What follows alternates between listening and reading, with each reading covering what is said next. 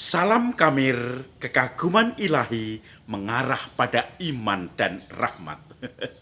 Saudara-saudari yang terkasih, saya mempunyai buah anggur yang lebat sekali.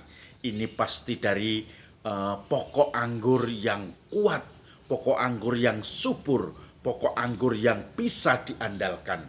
Dan ini buah-buah anggur ini bisa diperam, kemudian akhirnya dijadikan minuman seperti minuman bapak-bapak gereja, yaitu anggur yang membuat badan hangat. Saudara-saudari yang terkasih, anggur yang dihasilkan dari carang-carang yang bersatu dengan pohonnya itu akan menjadi anggur yang berlimpah seperti ini karena bersatu dengan carangnya. Kalau kita membaca Injil hari ini, kurang lebih sama. Ini konteksnya amanat perpisahan. Dalam amanat perpisahannya, Yesus berkata kepada murid-muridnya, "Akulah pokok anggur yang benar, dan Bapakulah pengusahanya. Setiap ranting padaku yang tidak berbuah akan dipotong dan dibakar. Setiap ranting yang berbuah akan dibersihkan supaya berbuah lebih banyak. Kamu memang sudah bersih karena firman yang telah kukatakan kepadamu. Tinggallah di dalam aku dan aku di dalam kamu. Sama seperti ranting tidak dapat berbuah dari dirinya sendiri kalau tidak tinggal pada pokok anggur. Demikian juga kamu tidak berbuah jika kamu tidak tinggal di dalam aku. Akulah pokok anggur dan kamulah ranting-rantingnya. Barang siapa tinggal dalam aku dan aku dalam dia, ia berbuah banyak. Sebab di luar aku, kamu tidak bisa berbuat apa-apa. Barang siapa tidak tinggal di dalam aku, ia dibuang keluar seperti ranting yang menjadi kering. Kemudian dikumpulkan orang, dicampakkan, dan dibakar di dalam api. Jika kamu tinggal dalam aku dan firmanku tinggal dalam dirimu, mintalah apa saja yang kamu kehendaki, dan kamu akan menerimanya. Dalam hal ini Bapakku dipermuliakan, yaitu jika kamu berbuah banyak, dan dengan demikian kamu adalah murid-muridku." Saudara-saudari yang terkasih, kita hanyalah ranting tanpa melekat kepada dahan atau melekat kepada pokok anggur. Kita akan kering, dicampakkan.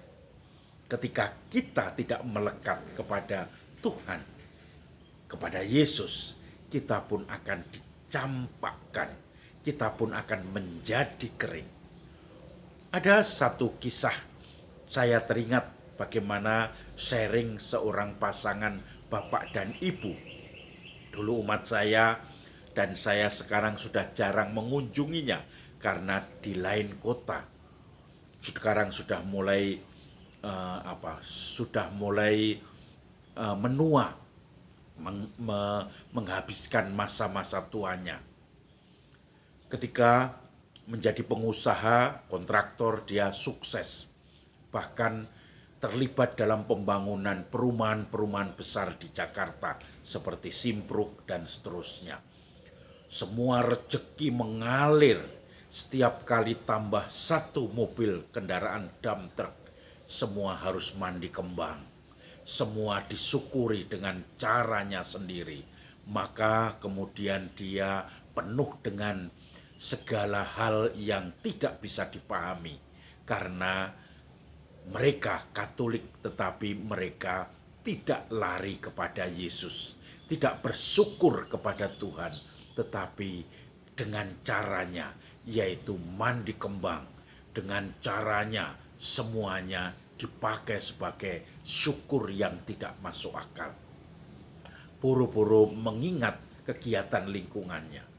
bahkan ke gereja pun sering lupa. Kemudian pelan-pelan dia mulai besar usahanya, punya rumah besar, bahkan semuanya mempunyai asisten rumah tangga pun 10 ada di situ. Maka dia merasa nyaman di situ. Tetapi kemudian waktunya berbalik. Mulailah usahanya mulai sepi, menurun.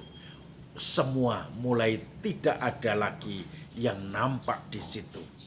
Semua menjadi menjauhi dia karena dia mulai dengan pengalaman-pengalaman di mana kegagalan di depan mata. Semua harus dijual. Dan akhirnya rumah kebanggaan yang besar itu pun akhirnya juga harus dijual. Kemudian pelan-pelan dia harus berpindah ke rumah yang lebih sederhana. Walaupun mungkin juga besar untuk hitungan di kota, tetapi kemudian pelan-pelan habis mulai hartanya. Syukurlah dia teringat kepada pokok anggur. Dia mulai lagi berpaling kepada Tuhan, kepada Yesus. Dia berpaling untuk hidupnya itu. Maka kemudian dia merasakan bagaimana dia keliru dalam bersikap ketika berjaya di dalam usaha, di dalam ekonomi. Ketika berjaya di dalam sebagai kontraktor. Dan kemudian pelan-pelan dia menerima bahwa memang usahanya menurun. Dan lebih beruntungnya dia merapat kepada sang pokok anggur, yaitu Yesus sendiri. Maka saudara-saudari, dalam masa-masa tuanya, keluarga ini sungguh bersyukur walaupun tidak sekaya dulu. Walaupun tidak dihormati seperti dulu, walaupun fasilitas-fasilitas untuk semua keluarganya itu sudah tidak semewah dulu, tetapi dia sekarang tahu bersyukur kepada Tuhan. Dia sekarang tahu berdoa. Dia ketika masih kuat sebelum COVID selalu misa harian, dan kemudian sebagai ungkapan syukur itu dia menunjukkan diri dalam kegiatan-kegiatan yang ada di paroki, di dalam doa-doa, dan dia pun tidak lupa dengan mampir di beberapa tempat di mana dia bisa berdoa, entah itu bersama Bunda Maria, bersama Yesus.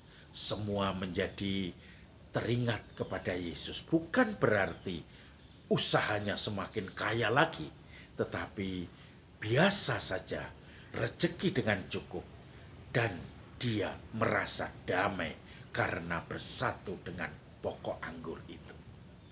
Maka saudara-saudari yang terkasih, mari kita cari apakah kita ini sudah mendasarkan hidup kita kepada pokok anggur sehingga kita bisa merasakan damai Tuhan, atau kita masih mendasarkan kepada hal-hal yang palsu, yang membuat kita capek, yang membuat kita penat di dalam iman karena kita mempertahankan atau mengandalkan hal-hal yang tidak perlu, tetapi bukan Tuhan sendiri.